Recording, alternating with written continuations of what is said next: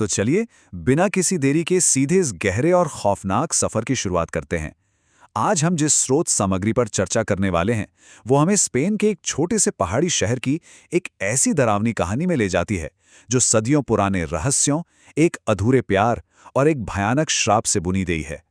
ये सिर्फ कोई आम डरावनी कहानी नहीं है, बल्कि ये समझना है कि कैसे अतीत की कोई भयानक घटना पीढ़ियों तक खौफ का साया बन सकती है। अब जरा इस सवाल पर गौर कीजिए। क्या होता है जब एक प्राचीन, बिल्कुल सुनसान कब्रिस्तान एक ऐसा राज छुपाता है जो दफन रहना ही नहीं चाहता? मतलब अतीत हमेशा अतीत नहीं रहता है ना, कभी कभी वो लौट आता है, और वो भी एक बेहद खौफनाक रूप में। ये सवाल हमें उस रहस्य के लिए तैयार करता है जहां कुछ भी वैसा नहीं है जैसा वो ऊपर से दिखाई देता है। ठीक है, तो इस जगह के बारे में थोड़ा जानते हैं। सांता लुजिया नाम का ये शहर दिन के वक्त बिल्कुल किसी खूबसूरत पोस्ट कार्ड जैसा लगता है। सफ़ेद दीवारों वाले घर, तंग गलियां, हर घंटे गूंजने वाली चर्च की शांत घंटियां। लेकिन जैसे ही सूरज ढलता है, इस शहर का असली और भयानक चेहरा सामने आता है। हमारी स्रोत सामग्री स्पष्ट रूप से बताती है कि रात होते ही हवा में एक अजीब सी चुभने वाली ठंडक घुल जाती है। गलियां एकदम वीरान हो जाती हैं। ये एक ऐसा बदलाव है जो साफ बता देता है कि अंधेरा होने के बाद ये जगह अब इंसानों के लिए नहीं बची है। और बस यही एंट्री होती है हमारे मुख्य किरदार की, मैथ्यू गुरेरो। ये मैड्रिड से आया 19 साल का एक आर्किटेक्चर का छात्र है।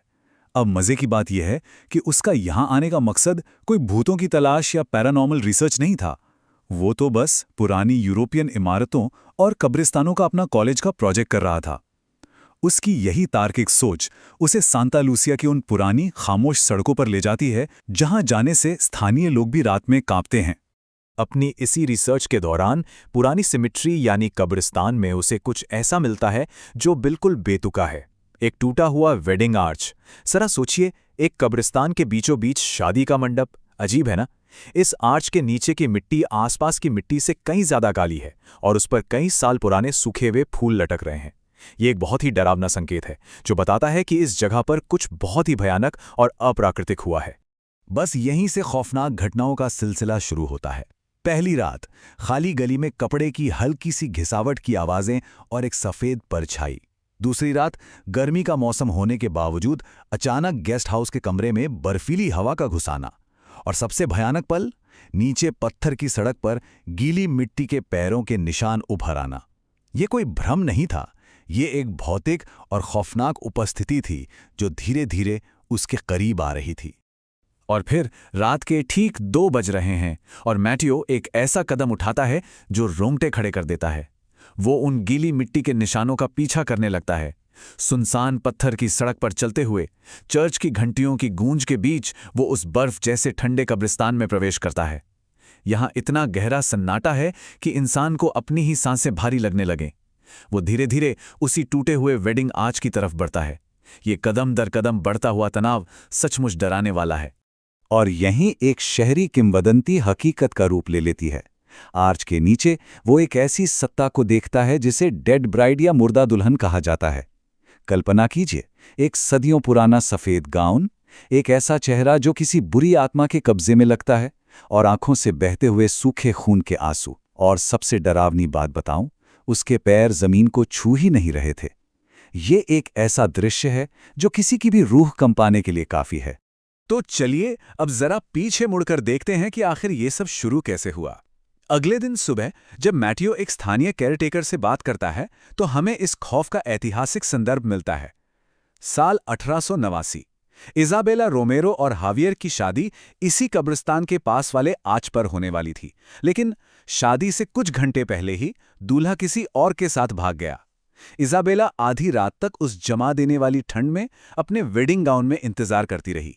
सुबह होने तक दिल टूटने और भयंकर ठंड के कारण उसकी मौत हो गई और फिर उसे उसी जगह दफना दिया गया। और इसी ऐतिहासिक त्रासदी ने जन्म दिया इस शहर की सबसे खौफनाक किंवदंती को। स्थानीय लोगों का मानना है कि इजाबेला की आत्मा कभी उस जगह से नहीं गई। वो आज भी उसी टूटे हुए आर्च के नीचे खड़ी रहती है, अपने दूल्हे के आने का एक ऐसा इंतजार करती है जो कभी खत्म नहीं होने वाला। ये दिखाता है कि कैसे गहरा दुख और धोखा समय की सीमाओं को पार करके एक खौफनाक श्राप में बदल सकता है। इस दर्दनाक सच्चाई को जानने के बाद मैटियो के लिए खौफ और भी तेजी से बढ़ने लगता है। अगली रात चीजें पूरी तरह से बेकाबू हो जाती हैं। हवा में गीली मिट्टी और सड़े हुए फूलों की बदबू भर जाती है। कदमों की आवाजें सीधे उसके कमरे के दरवाजे तक आती हैं। दरवाजे के नीचे से एक परछाई रेंगती हुई अंदर आती है और फिर दरवाजे का हैंडल धीरे धीरे मुड़ता है और दरवाजा झटके से खुल जाता है। दिल की धड़कनें तेज कर देने वाले ये क्षण बताते हैं कि वो आत्मा अब सिर्फ कब्रिस्तान तक सीमित नहीं है। तो यहाँ सबसे अहम सवाल ये उठता है कि आखिर वो आत्मा मैट्यू के पीछे ही क्यों पड़ी? पूरे शहर में इतने सारे लोग हैं, लेकिन शिकार मैट्यू ही क्यों बना? इस पूरे खौफनाक खेल के पीछे दरअसल एक बहुत बड़ा कारण था, एक ऐसी गलती जो जाने अनजाने में हो गई थी। वो घातक गलती थी उन सूखे फूलों को उठाना। जब मैटियो पहली बार रिसर्च के लिए कब्रिस्तान गया था तो उसने अनजाने में उस टूटे हुए वेडिंग आर्च से कुछ सूखे फूल उठा लिए थे। शहर के पादरी ने इस डरावने सच का खुलासा किया कि उन फूलों को ले जाने की वजह से उस डेड ब्राइड को लगने लगा था कि उसका दूल्हा आखिरकार उसे लेने वापस आ गया है। अलौकिक दुनिया में एक छोटी सी एकेडमिक जिज्ञासा कैसे मौत का बुलावा बन सकती है, ये उसका सबसे डरावना उदाहरण है। पादरी की चेतावनी बिल्कुल साफ और रोंगटे खड़े कर देने वाली थी। तुरंत इस शहर को छोड़ दो, वरना वो कॉर्प्स ब्राइड कभी तुम्हारा पीछा नहीं छोड़ेगी। ये डरावनी कहानियों का वो क्लासिक नियम है जहां बचने का सिर्फ और सिर्फ एक ही मौका होता है, बिना पीछे मुड़े बस भाग जाना। ये चेतावनी कहानी में एक जबरदस्त बेचैनी पैदा कर देती है। लेकिन शायद अब बहुत देर हो चुकी थी। जब मैटियो अपना सामान पैक करने के लिए भागकर अपने गेस्ट हाउस लौटता है तो उसे दरवाजे की सीढ़ियों पर वही गीली मिट्टी के पैरों के निशान मिलते हैं। ये कहानी का वो खौफनाक मोड़ है जहां ये एहसास होता है कि भागने का हर रास्ता शायद पहले ही बंद हो चुका है, जाल बिछ चुका है और शिकार पूरी तरह से फंस चुका है।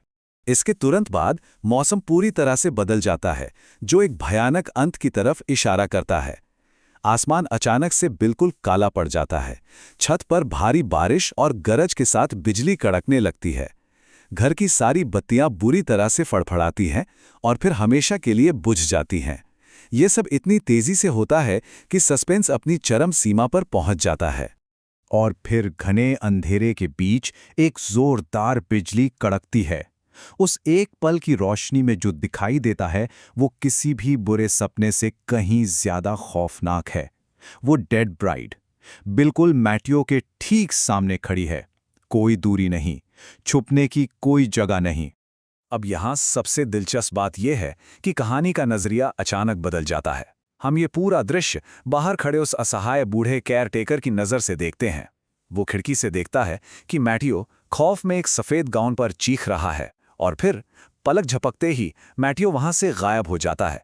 बिना किसी हाथापाई के अचानक यूं गायब हो जाना उस आत्मा की खौफनाक ताकत को साबित करता है। कुछ घंटों की खोजबीन के बाद एक बेहद खौफनाक और दर्दनाक सच सामने आता है। मैटियो का बेजान शरीर उसी कब्रिस्तान में, उसी वेडिंग आर्च के नीचे पाया जाता है, पूरी तरह से गीली मिट्टी से ढका हुआ। जिस अर्बन लेजेंड को लोग सिर्फ एक कहानी समझ रहे थे, उसने एक बेहद ठंडी और खौफनाक वास्तविकता में अपनी जगह बना ली। उस आत्मा ने अपना दूल्हा चुन लिया था। और इसी के साथ स्रोत सामग्री पर हमारी ये चर्चा समाप्त होती है, लेकिन एक बेहद परेशान कर देने वाले सवाल के साथ। डेड ब्राइड ने मैटियो को अपना दूल्हा मानकर उसकी जान तो ले ली, लेकिन क्या 1889 से चला आ रहा उसका वो अंतहीन इंतजार सच में खत्म हो गया है, या फिर सांता लूसिया का वो पुराना खामोश वेडिंग आर्च किसी नए अजनबी का, किसी नई गलती का इंतजार कर रहा है? ये सोचने वाली बात है। इस रोमांचक सफर में हमारे साथ जुड़ने के लिए बहुत बहुत धन्यवाद।